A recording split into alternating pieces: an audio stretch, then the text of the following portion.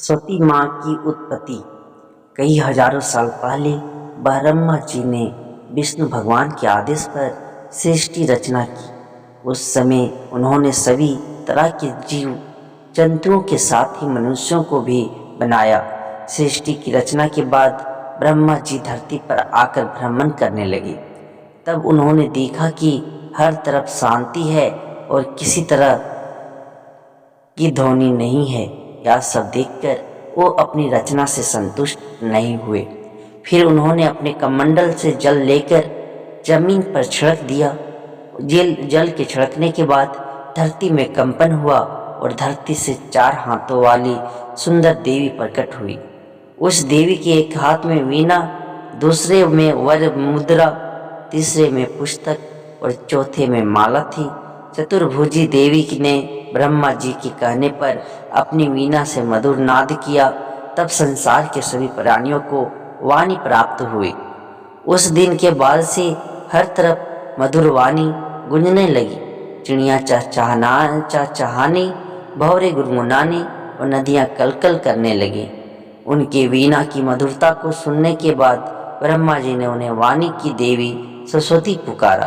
तब से ही उस चतुर्भुजी देवी को सरस्वती के नाम से जानने लगा। माँ सरस्वती देवी माघ मास की शुक्ल पक्ष की पंचमी के दिन प्रकट हुई थी, जिसे वसंत पंचमी कहा जाता है।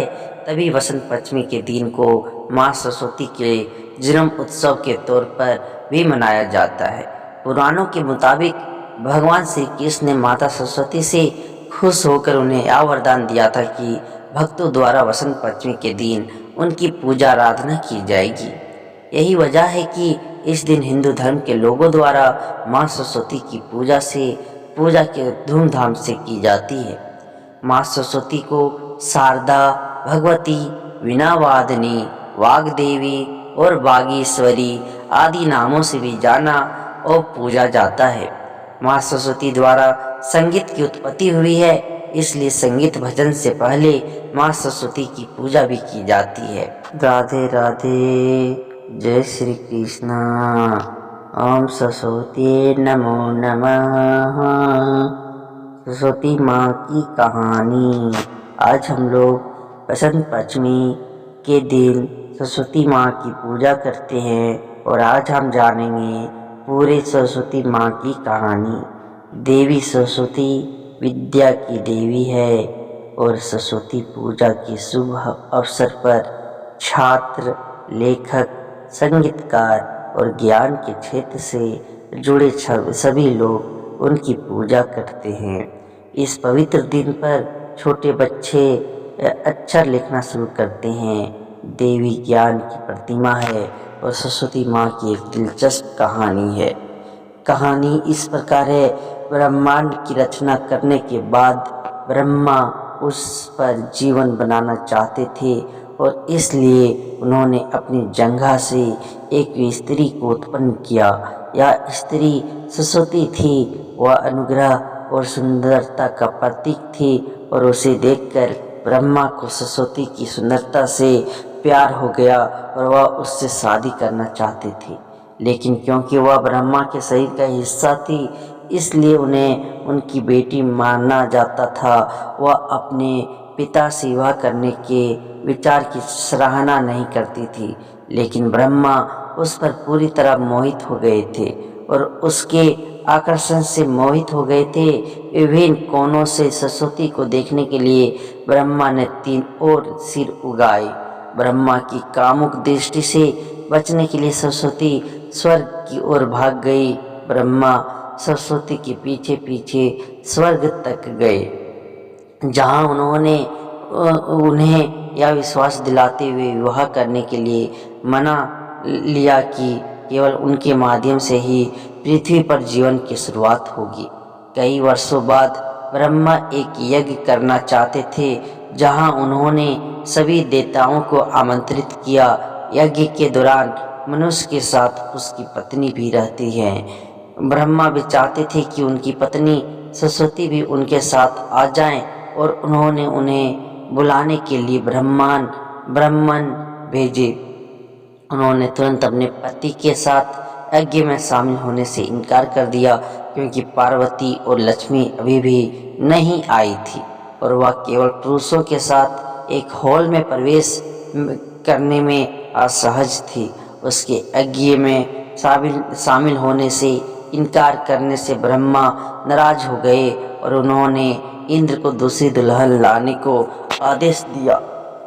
इंद्र को ब्रह्मा की दुल्हन के रूप में सामने आने वाली पहली चरवाहे को चुनने के लिए कहा गया था और उन्होंने एक गाय चराने वाली गायत्री को चुना। जब विवाह की रस्में चल रही थी तब सरस्वती पार्वती और लक्ष्मी के साथ कमरे में दाखिल हुई और ब्रह्मा को दोबारा विवाह करते देख क्रोधित हो गए। क्रोधित सरस्वती ने ब्रह्मा के लिए दुल्हन की तलाश करने के लिए इंद्र को श्राप दिया। उसने उसे अपने शत्रुओं द्वारा बुरा व्यवहार करने का श्राप दिया। ब्रह्मा को वधू अर्पित करने के कारण सरस्वती ने विष्णु को श्राप दिया। उन्होंने विष्णु को श्राप दिया कि वह अपनी पत्नी से अलग रहेंगे। उन्होंने शिव को अभिश्राप दिया कि वह अपना पुरुषोत्तम खो देंगे और ब्राह्मण ब्रह्मा और गायत्री के बीच विवाह कराने के लिए हमेशा गरीब रहेंगे। उन्होंने ब्रह्मा को श्राप दिया कि उनकी पूजा वर्ष में केवल एक बार की जाएगी। देवताओं को श्राप देने के बाद वह पार्वती और लक्ष्मी के साथ हॉल से बाहर चली गई। कुछ दूर तक सरस्वती के साथ चलने के बाद लक्ष्मी और पार्वती अपने पतियों के पास लौटना चाहती थी। इससे सरस्वती क्रोधित हो गई और उन्होंने लक्ष्मी और पार्वती को भी श्राप दे दिया। उन्होंने लक्ष्मी को यह कहकर श्राप दिया कि देवी लक्ष्मी लालची पुरुषों द्वारा वांछित होंगी और जब इंद्र का राज्य विजेता द्वारा जब्त कर लिया जाएगा तो वह पार्वती की यात्रा की इच्छा करेगा और इंद्र की तरह व्यवहार करने की इच्छा करेगा। सरस्वती ने ब्राह्मणों की पत्नियों को यह श्राप भी दे दिया कि वे बांझ रहेंगी।